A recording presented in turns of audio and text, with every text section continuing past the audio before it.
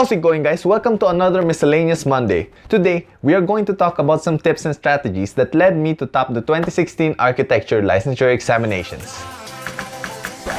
Miscellaneous Mondays.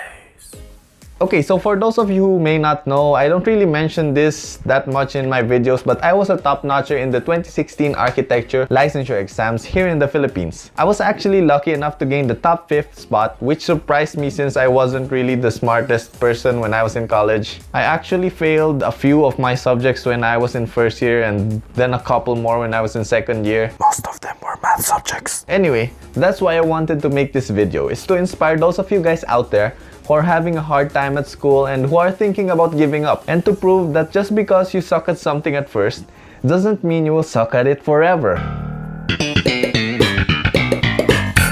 Although I am far from becoming like a great architect, I am also nowhere near becoming a decent architect, but I'm working on it, and you know, that's what matters, the hard work that you put in. Anyways, let's get on to the tips and strategies, guys. First strategy that I'm going to talk about is my side hustle strategy when I was in school. Side hustle, yeah. So due to my failing grades when I was in the lower years, I got set back by 2 years. And I'm not saying that you guys also have to be delayed by 2 years to do this, but because I was delayed, that means I had a ton of free time during the day. Now, I could have spent that time playing video games and practicing guitar and you know, drums, which I actually did. But some of my extra time I spent visiting some construction sites. And that's where I learned a ton of things. So if you guys have some spare time during the day, I highly recommend visiting construction sites. But you know, ask permission from the head architect or project manager first, and always wear protective gear when you're in the construction site, guys. Okay, second strategy is choosing a ghost mentor. Ghost mentor, yeah. Now, you might be wondering what a ghost mentor is, and no, it is not contacting dead architects from the other side and asking them to mentor you, although that sounds like a good plot for a movie. Ghost mentor, coming to theaters near you. I don't know what that was. This was supposed to be something spooky. Anyway, what I mean by getting a ghost mentor is you guys find an architect that you admire a lot. So for me right now, that is Bjarke Ingels. So dreamy. I mean, such a great architect. Okay, now that you have chosen your ghost mentor, all you have to do is study their design styles, adopt their philosophies, and just pretend that they are your mentor. Every time you do a project, pretend that you are doing it for your ghost mentor. And I find that doing this really helped me understand what architecture is. On to our third strategy. So the third strategy is choosing an actual mentor. And this is the stage where you apply as an apprentice in an architectural office. Apprenticeship. Ooh. So when I was applying as an apprentice, I actually applied to 2 architectural firms, and by my surprise, I got accepted to both, which made it pretty awkward to tell one of the firms that I will not accept them accepting me as an apprentice. That doesn't make any sense. I do not accept you accepting me into your firm.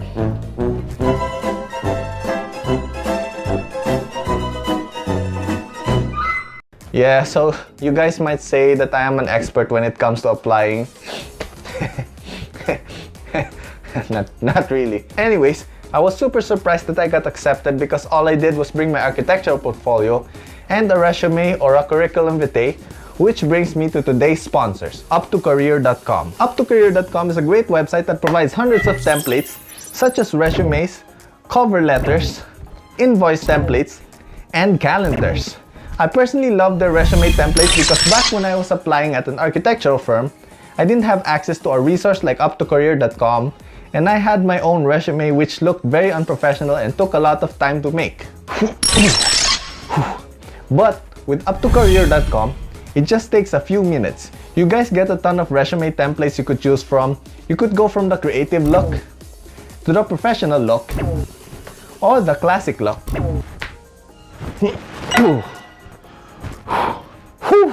This digital bracelet thing is really something, guys. It's super awesome. Anyways, not only that, you guys could also get some cover letter templates to complement your resumes. Up2career.com also has a ton of tips to guide you guys through. They have resume writing tips and cover letter tips, to name a few.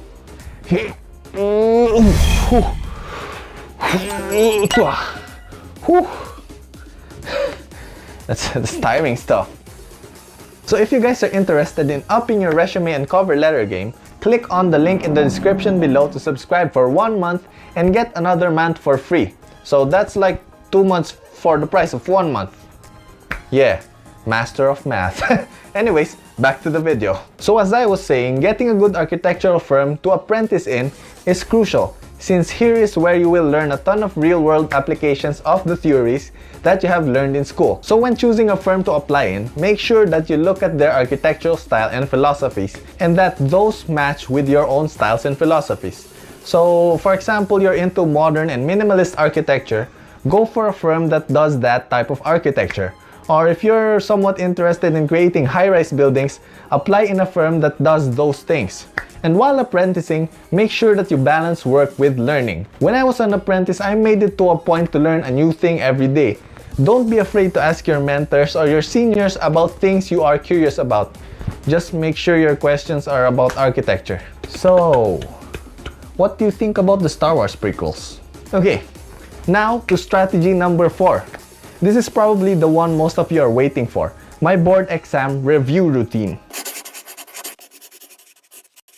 Review routine. So before I took the board exams, I actually took a 6-month reviewer course. Most people do this, so I don't think that was the reason that I topped the board, but rather it was what I did before and after review classes that helped me top the board exams. So every day for 6 months, I reviewed for 4 hours. I review for 2 hours in the morning and then 2 hours at the evening. So you guys might be wondering, why didn't I review the whole day, like I reviewed for 16 hours, something like that. Well, to be honest, I just couldn't do it. My maximum attention span is just 2 hours, and after that my mind just drifts away to a land far, far away. Like I always do in these videos, you guys always see me drift off into. Anyway, I didn't see the point in forcing my mind and body to review the whole day. I was just lying to myself. So pretending to review is different to actually reviewing. Although it may look cool that you are looking at your book for 8 hours straight, and the other kids might think you're super smart for doing so, you're just wasting your time if you're actually reviewing for 2 hours and then spacing out the other 6 hours. So do yourself a favor, guys, and just stick to your maximum limit. So to determine your maximum time limit, get a timer and then time yourself. So first, you try to review a topic and focus on this topic as hard as you can. Once you notice yourself and your mind drifting off and thinking about something like watching Full Metal Alchemist or something like that, stop the timer and record your time. Now, do this again in the evening and record your time limit at least 6 more times. Now, take the average time of your focus and now you know your study time limit. So this varies to some people. Others may have unlimited focus time, but for me it was just a maximum of 2 hours. I find that not overloading my brain every day with a ton of information really helped with my memory retention. And I didn't really try to memorize things, I just tried to understand it. Usually I took naps after studying.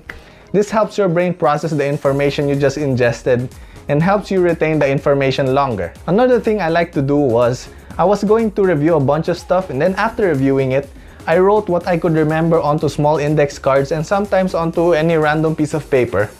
And then I would go back to the review material and check the things I missed. So I do this because writing helps your brain retain information better than just reading it, because of the physical motion and the writing, and you know, it just is, guys, you know. Also, get yourself a study buddy and try to explain to each other the concepts and things that you have just reviewed. So the simpler you could explain a concept or a topic means that the better you understood it. Also, teaching someone is a very good way to really learn something. And the last strategy is to just have fun while studying. If you pressure yourself and force yourself to study, your body will subconsciously associate negative feelings of stress with whatever you are trying to study. And this will cause mental blocks, because when you try to access those parts of your memory, your subconscious and your mind will recognize the negative feelings that you associated with whatever you studied, and your mind will just straight up avoid having to process information that correlates to your stress. So make sure to reinforce good emotions while studying. find a study group that is fun to be with or study with your friends, and maybe eat your favorite foods while studying. And just remember that you can do this and you can ace this exam. And with that inspiring note, I guess I'll end the video right here. So if you guys like this video, don't forget to like, comment, and subscribe down below for more videos like this from me, your boy Lian. Thank you guys for watching. I will see you guys on my next video, which is this Friday. Flying peace!